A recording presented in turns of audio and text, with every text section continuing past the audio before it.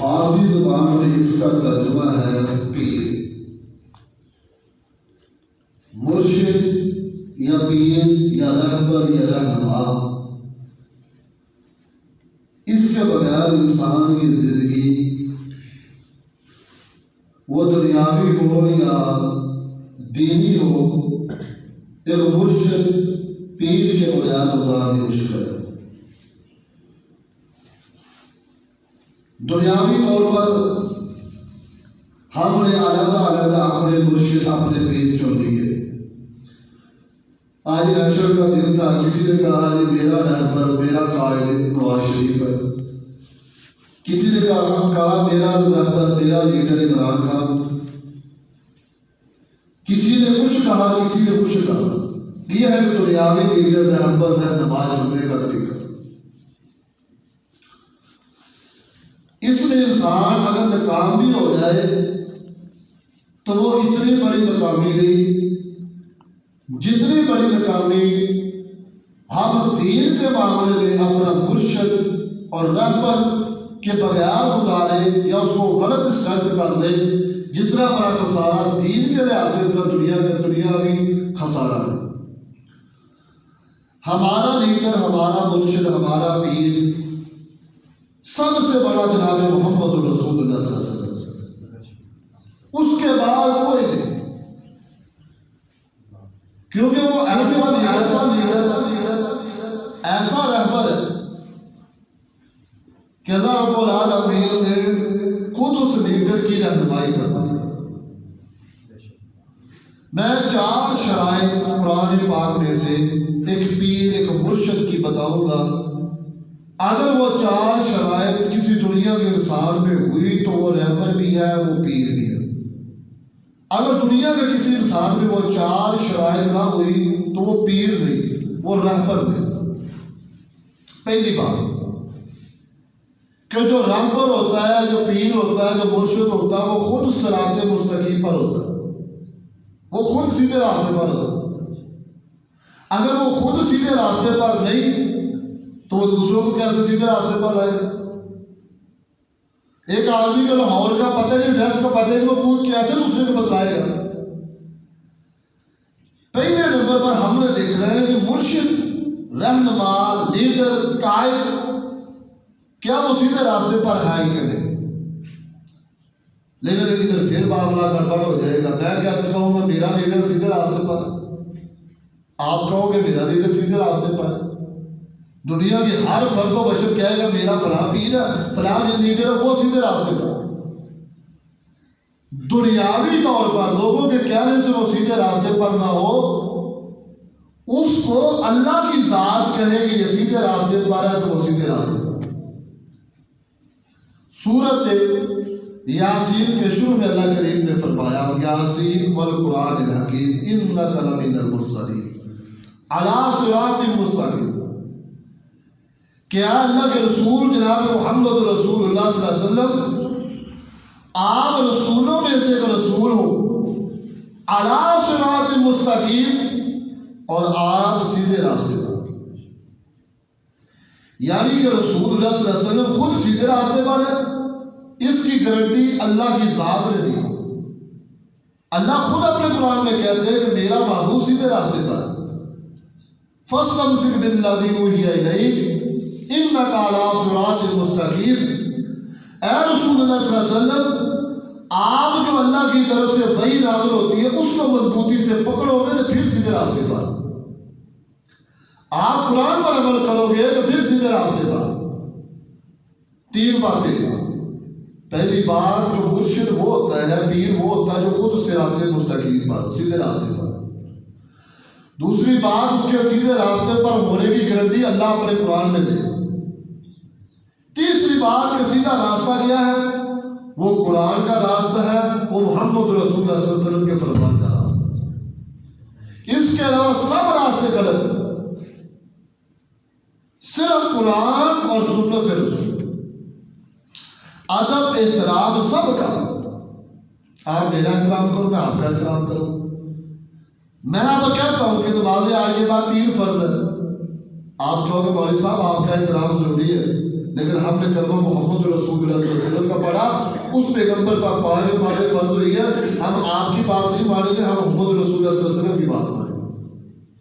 اگر میں کہوں گا آج کے بعد نماز 7 فرض ہے، 2 زیادہ ہی پڑھیں گے ثواب تو زیادہ ملنا چاہیے، لیکن میری وجہ سے اگر 2 زیادہ پڑھو گے ثواب نہیں ملے گا، گناہ ہوگا، کیونکہ ہم پر محمد رسول اللہ صلی اللہ علیہ وسلم کے ذریعے اللہ نے 5 نمازیں فرض کی۔ پتہ یہ چلا کہ دین کے مسئلے میں میری بھی کوئی حیثیت نہیں، میں بھی بات وہی کروں گا جو قرآن کی بات ہے، جو محمد رسول اللہ صلی اللہ علیہ وسلم کی بات ہے، اور یہ ایک نجات کا راستہ۔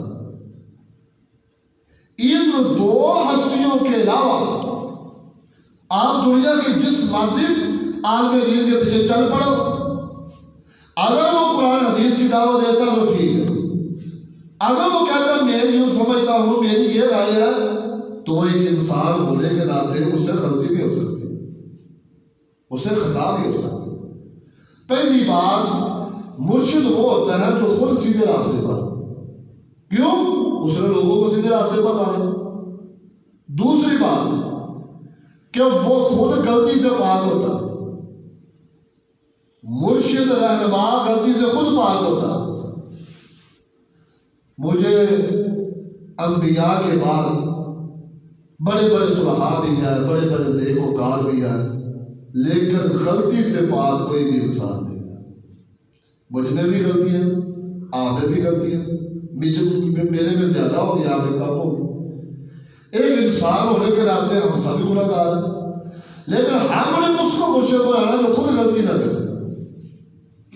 اللہ رب العالمین نے سورۃ الفتح کے شروع میں کہا کہ لِيَغْفِرَ لَكَ اللَّهُ مَا تَقَدَّمَ مِنْ ذَنبِكَ وَمَا تَأَخَّرَ وَيُتِمَّ نِعْمَتَهُ عَلَيْكَ وَيَهْدِيكَ عَلَىٰ صِرَاطٍ مُسْتَقِيمٍ۔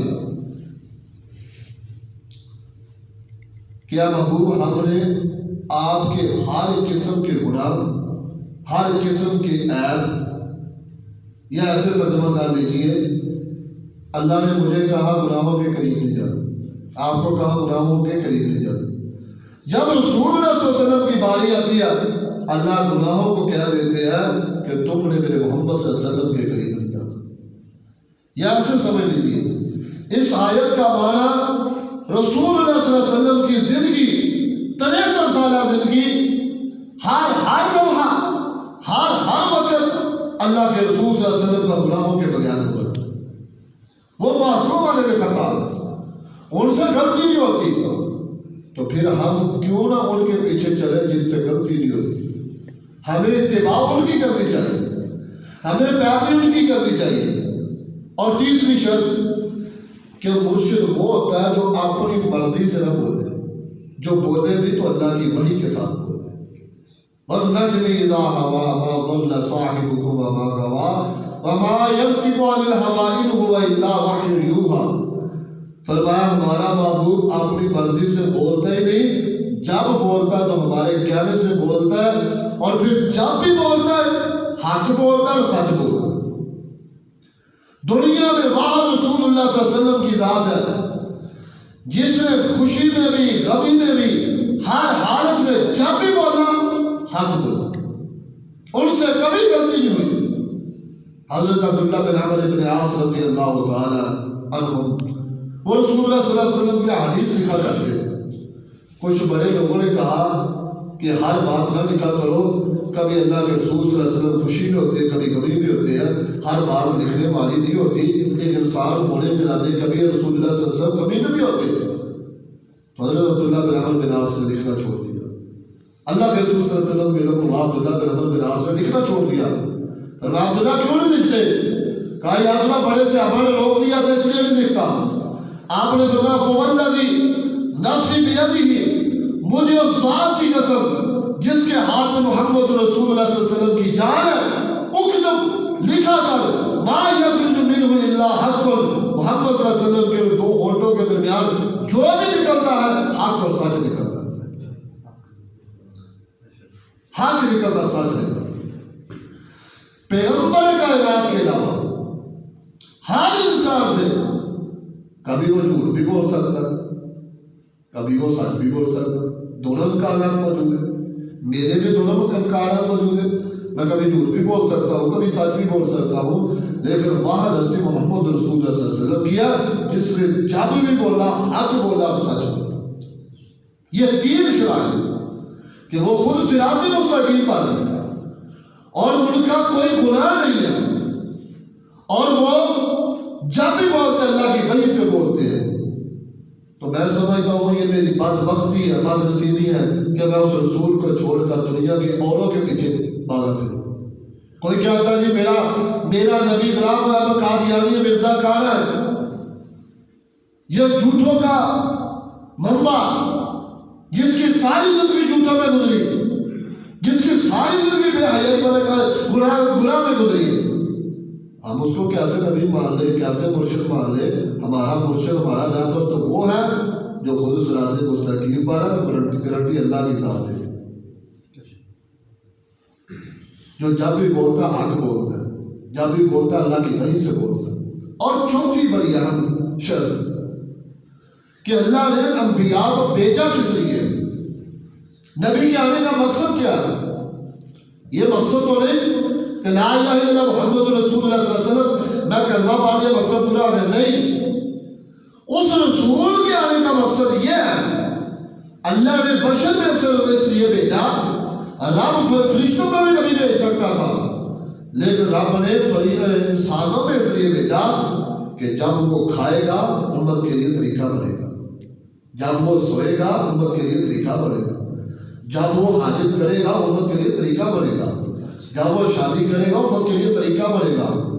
اس کا ہر عمل، ہر قول، ہر فعل امت کے لیے طریقہ ہے.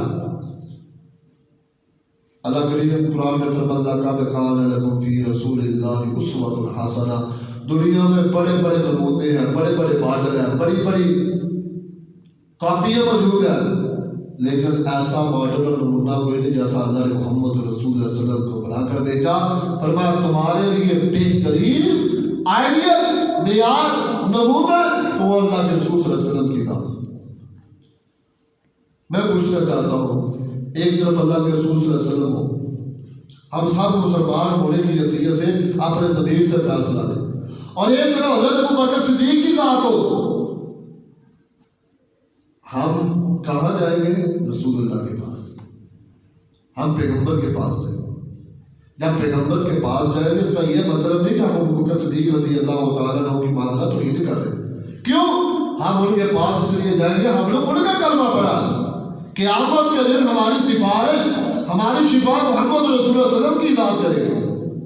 اور رسول کے آنے کا مین مقصد جو میں آپ کو بات سمجھانا چاہتا ہوں، اللہ قرآن میں کہتے ہیں وَأَنزَلْنَا إِلَيْكَ الذِّكْرَ لِتُبَيِّنَ لِلنَّاسِ مَا نُزِّلَ إِلَيْهِمْ. اللہ فرماتے ہیں ہم قرآن میں احکامات نازل کرتے ہیں. اقیموا الصلاۃ، نماز پڑھو، لیکن کیسے پڑھنی ہے؟ جیسے محمد رسول اللہ صلی اللہ علیہ وسلم نے پڑھی، جیسے اللہ کے رسول صلی اللہ علیہ وسلم نے پڑھی. میرے بھائیوں، اس نماز کا وزن ہوگا کہ قیامت کے دن وہ نماز قابل قبول ہوگی جو رسول اللہ صلی اللہ علیہ وسلم کے طریقے کے مطابق ہوگی. اگر رسول اللہ صلی اللہ علیہ وسلم کے طریقے کے مطابق نہیں تو قیامت کو اس نماز کا کوئی فائدہ نہیں.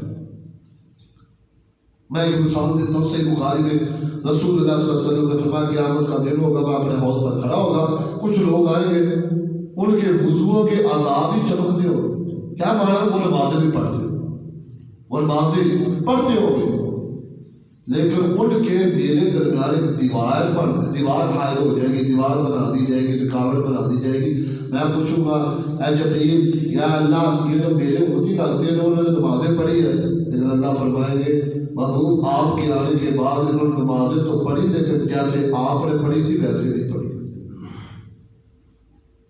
یعنی کہ جو نمازیں پڑھ کر جائے، رسول کی صلی اللہ علیہ وسلم کے روضے پر جائے اور آپ کے طریقے کے مطابق نہ ہو تو قیامت کے بعد اس کے درمیان دیوار بن جائے گی. اللہ اس حوض سے پانی نہیں پلائے گا. قصور کیا؟ انہوں نے نماز محمد رسول اللہ صلی اللہ علیہ وسلم کے طریقے کے مطابق نہیں پڑھی. رب کہے گا میں نے آپ کے اندر رسول اس لیے بھیجا تھا کہ آپ اس کی اتباع کر دیں، آپ نے اپنی من مرضی سے نماز پڑھی. چلے میں ایک اور بات کرتا، صحیح مسلم میں روایت ہے اللہ کے رسول صلی اللہ علیہ وسلم مدینے کی مسجد میں بیٹھے ہیں، استعمال پڑھنے کے بعد ایک صحابی آتا، وہ علیحدہ اپنی نماز پڑھتا. نماز کے بعد رسول اللہ صلی اللہ علیہ وسلم کے پاس آتا کہتا السلام علیکم، اللہ کے رسول آپ پر سلام ہو۔ اللہ کے رسول جواب دیتے فرمایا ارجع فصلی فإنک لم تصلی، واپس جا آپ دوبارہ نماز پڑھو، آپ نے نماز نہیں پڑھی۔ سوچنے کی بات، مسجد نبوی جہاں ایک نماز پڑھے 1000 کا ثواب ملتا، صحابی رسول ہے، اللہ کے رسول کے سامنے پڑھتا، اور صحابہ کے دور کا سب سے بہترین سے دور صحابہ کا، اس دور میں پڑھتا، رسول اللہ کے پاس آتا، آپ فرماتے واپس جاؤ، آپ نے نماز پڑھی تھی، وہ پھر چلتا نماز پڑھتا، پھر آتا اسلام کہتا، آپ جواب دیتے، آپ وہی جواب یہ فصل فإنک لم تصلی، واپس جاؤ آپ نے نماز نہیں پڑھی، وہ پھر آتا تیسری دفعہ نماز پڑھنے کے بعد سلام کہتا، اللہ کے رسول فرماتے تیری نماز نہیں، تیری نماز نہیں ہوئی، اللہ کے رسول مجھے نماز کا طریقہ بتلاؤ، پھر رسول اللہ صلی اللہ علیہ وسلم نے طریقہ بتلایا، پھر صحابی نے ویسے نماز پڑھی جیسے رسول اللہ نے بتائی تھی، پھر نماز قابل قبول ہے۔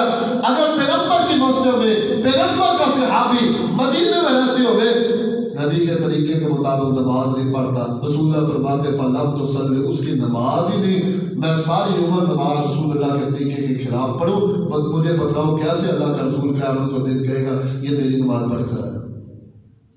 میرے بھائیوں 4 باتیں سمجھنے والی ہیں، نماز ویسی پڑھنی جیسے رسول اللہ صلی اللہ علیہ وسلم نے پڑھی، لیکن کیسی پڑھنی ہے کہ جیسی مجھے کسی میرے استاد نے پڑھائی ویسی نہیں، جیسی میرے کسی پیر نے بتلائی ویسی نہیں، نماز ویسی پڑھنی ہے جیسی رسول اللہ کی نماز محدثین نے کتابوں میں لکھ دی ہے۔ بخاری شریف میں حدیث موجود ہے، آپ میرے مہمان ہیں، میرے بڑے قابل قدر، جب میں مسجد میں آیا تھا ان نوجوانوں کو دیکھ کر اللہ کی قسم دل باغ ہو گیا، دل بڑا خوش ہوا کہ اس نوجوانی کے دور میں لوگ اللہ کو ناراض کرتے ہیں، یہ مسجد میں بیٹھ کر لوگوں کو تبلیغ کے لیے بلاتے ہیں، یہ بڑی سعادت کی بات ہے، یہ بڑی خوش قسمتی کی بات ہے، لیکن اس میں تھوڑی سی بات اور اضافہ کر دے، ہم نے لوگوں کو وہی بتلانا جو محمد رسول اللہ صلی اللہ علیہ وسلم نے بتایا تھا، ہم نے نماز وہ پڑھی ہے جیسی اللہ کے رسول صلی اللہ علیہ وسلم نے پڑھی تھی۔ اور میں آپ کو بات کرنے لگا ہوں کہ رسول اللہ کی بس 1-2 منٹ، میرا خیال آپ کی چائے آ گئی ہے، بس 2-3 منٹ میں، اچھا میں بس 2-4 منٹ میں بات سمجھ کر رہی ہوں۔ اچھا رسول اللہ صلی اللہ علیہ وسلم کی نماز کیسی تھی؟ حضرت عقبہ بن عامر رضی اللہ تعالیٰ فرماتے ہیں کہ اللہ کے رسول صلی اللہ علیہ وسلم نے فرمایا جو آدمی نماز میں ایک دفعہ سے ہاتھ اٹھاتا ہے اس کو 10 نیکیاں ملتی ہیں، 10 نیکیاں ملتی ہیں۔ کتنی ملتی ہیں؟ 10 نیکیاں ملتی ہیں۔ قیامت کے دن انسان ایک نیکی کی وجہ سے جنت جہنم کا سبب بن جائے گا، 10 نیکیاں ملتی ہیں۔ لیکن ہمیں زیادہ بات مشہور یہ کر دی گئی ہے کہ بس جب نماز شروع کرنی تب ہی کرنی ہے۔ صحیح بخاری میں رسول اللہ صلی اللہ علیہ وسلم کی 5 حدیثیں ہیں، اللہ کے رسول صلی اللہ علیہ وسلم نماز جب شروع کرتے انگلیوں کو اٹھاتے، ہاتھوں کو اٹھاتے اور اس کو باندھتے، پھر جب رکوع سورۃ فاتحہ پڑھتے، قیام کرتے، پھر رکوع میں جانے کے لیے پھر ہاتھوں کو اٹھاتے، پھر رکوع کرنے کے بعد پھر اٹھاتے۔ یہ 600 حدیث رسول اللہ صلی اللہ علیہ وسلم کی ہے، 1 نہیں 2 نہیں، 600 حدیث رسول اللہ صلی اللہ علیہ وسلم کی ہے۔ اللہ کے رسول جب نماز میں جاتے، رکوع میں جاتے تب بھی ہاتھوں کو اٹھاتے، جب رکوع سے اٹھتے تب بھی اٹھاتے۔ میں اپنی بات کرتا ہوں، میں اگر اس عمل کے بغیر نماز پڑھوں جیسے رسول اللہ نے نہیں پڑھی، جیسے رسول اللہ نے پڑھی تھی، میں رسول اللہ کی مخالفت کروں، میں اپنے آپ کو کہتا ہوں ایسی نماز کا کوئی فائدہ نہیں۔ مسلمان وہ ہے جو کاپی کرتا ہے، ماڈل پر اپنے آئیڈیل سمجھتا ہے رسول اللہ صلی اللہ علیہ وسلم۔ میرے محترم بھائیو، ایک بڑا خطرناک مسئلہ کہ رسول اللہ صلی اللہ علیہ وسلم نے فرمایا اس کی نماز ہوتی نہیں جو فاتحہ بھی پڑھ لے، لا صلاۃ، جیسے لا نبی آبادی، ہمارے بعد کوئی نبی نہیں آئے، ایسے لا صلاۃ لمن لم یقرأ بفاتحۃ الکتاب، اللہ کے رسول صلی اللہ علیہ وسلم نے فرمایا اس کی نماز نہیں ہوتی جو نماز میں سورۃ الفاتحہ پڑھتا ہی۔ بلکہ ایک صحیح مسلم کے لفظ ہے، فرمایا فاہی خداج، اس کی نماز پتہ کیسے ہے؟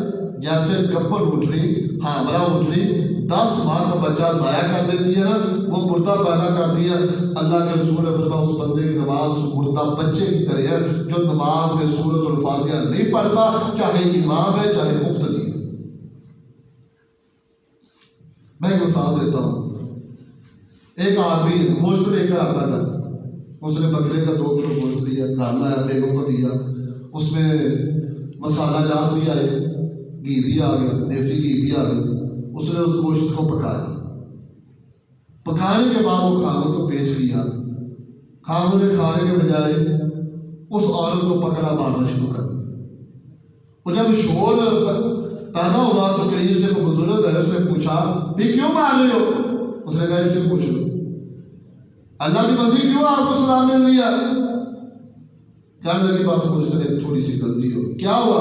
میرے خاوند نے 2 کلو بکرے کا گوشت لایا تھا، دیسی گھی بھی لایا تھا، میں نے دیسی گھی بھی ڈالا، مسالہ جات بھی ڈالے، سارا کچھ ڈالا، بس تھوڑی سی غلطی ہوگی، گوشت نہیں ڈالا تو میں سالن بنا کے خاوند کو پیش کیا، یہ مجھے سزا دے گا۔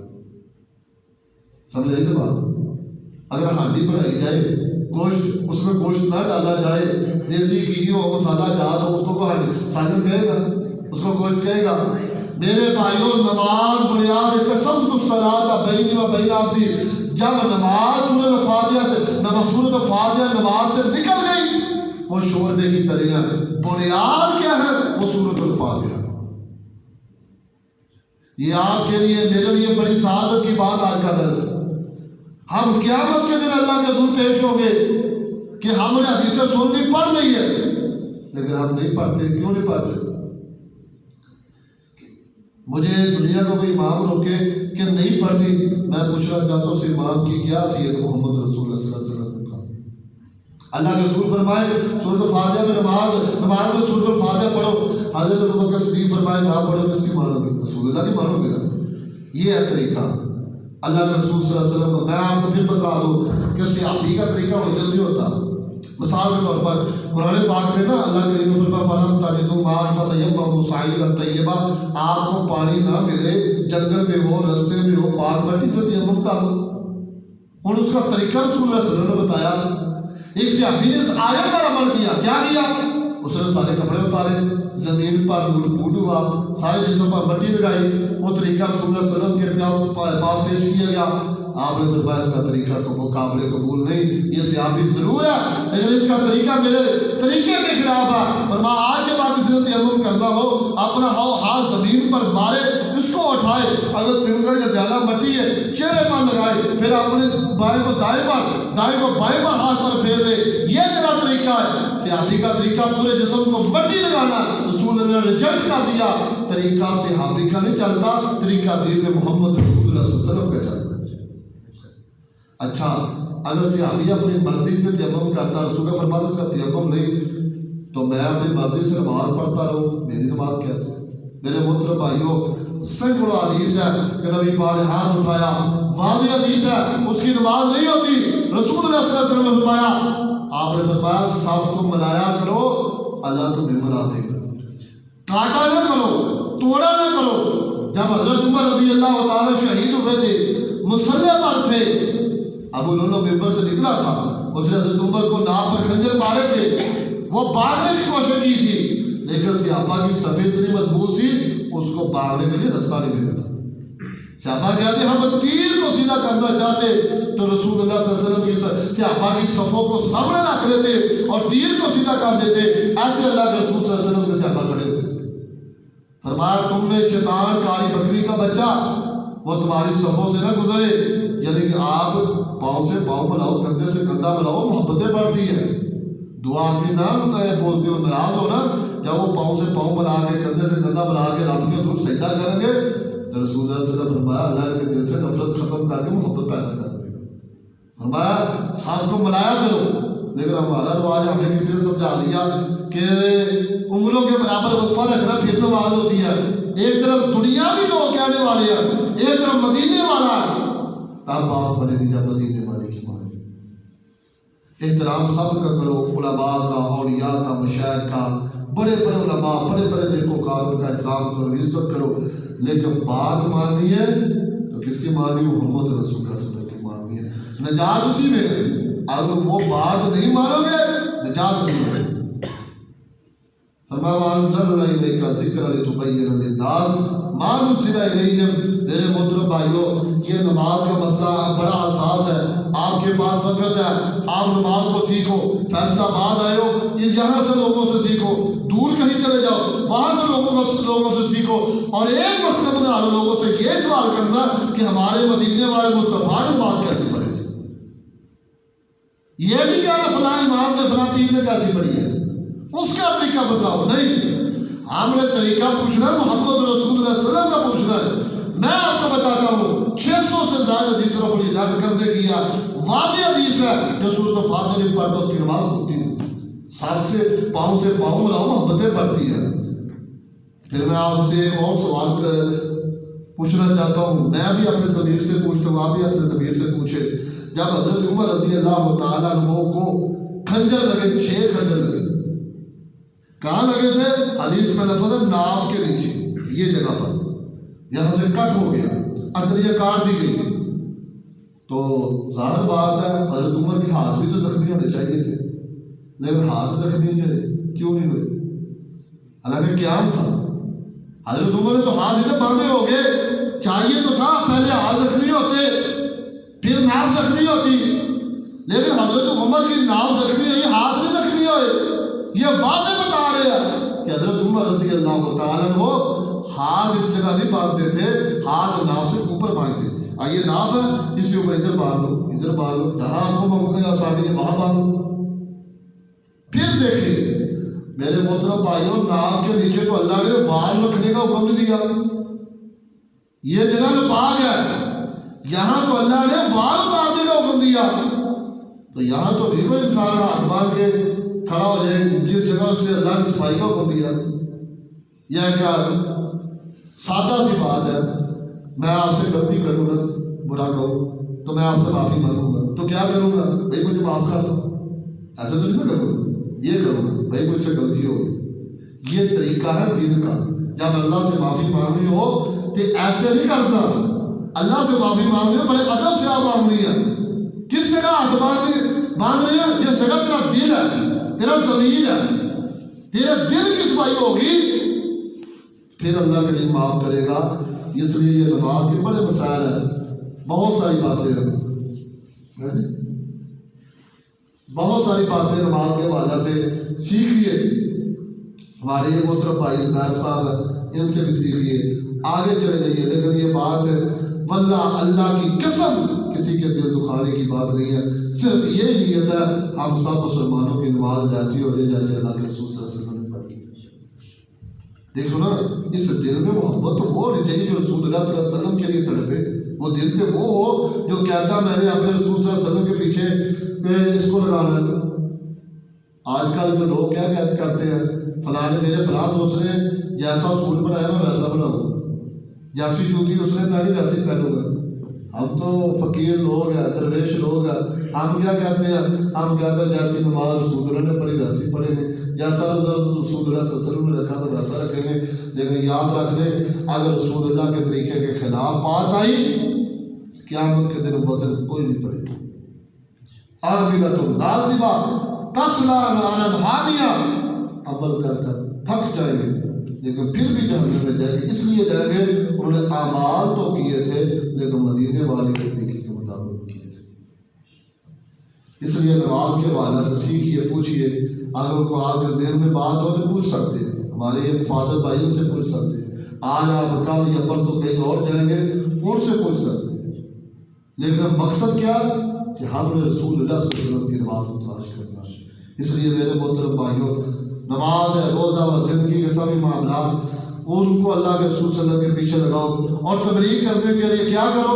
قرآن کی آیات کو یاد کرو، اس کا ترجمہ یاد کرو۔ قرآن میں چاشنی پڑھی، اس میں بڑی لذت ہے، اس میں بڑی علامت ہے۔